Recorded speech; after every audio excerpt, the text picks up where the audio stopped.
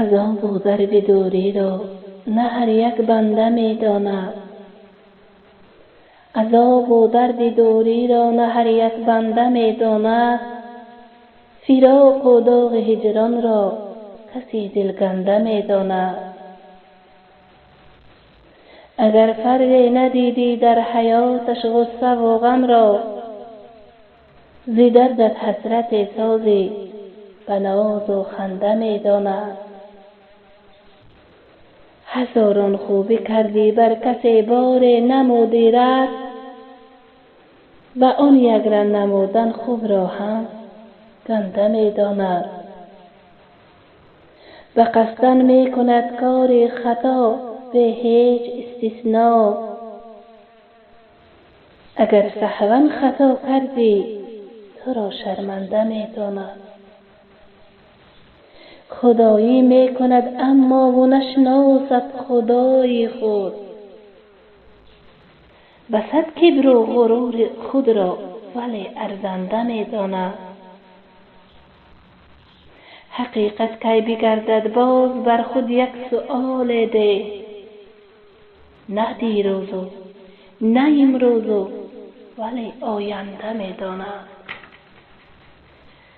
نداریم آگهی از یکدیگر در قلب مایان چیست.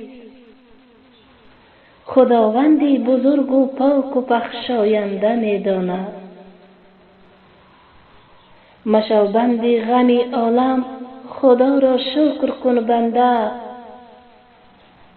مشو بند غم عالم خدا را شکر کن بنده.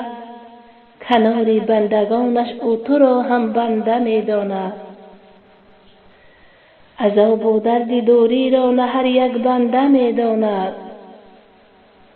فراق و داغ هجران را کسی دلگنده می داند. اگر فرد ندیده در حیاتش غصه و غم را، ز دردت حسرت سازی به ناز و خنده می داند.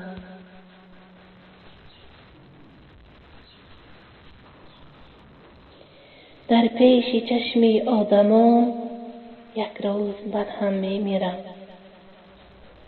از چشم مردمیان نهان یک روز من هم می میرم. رحمی ندارد این اجل، نه خوب گوید نه کسل، نه پیر گوید نه جوان. یک روز من هم می میرم. ارمان به دل دادگان رفتم بر خاک سیاه. با صد امید و آرمان یک روز من هم می میرم. بیمرد یک همسال من ای بی خبر از حال من. دور از کنار ناگهان یک روز من هم می میرم. دنیا که یک سنجش بود، هر یک قدم رنجش بود. افتاده از این امتحان یک روز من هم می میرم. بای و خسیسان می میرند، پست و خسیسان می میرند. شادی کنید ای دوستان، یک روز من هم می میرم. عمری ما می گذرد لیک زیان بی خبریم. تا ابد زنده نباشیم چو یک ره گذریم.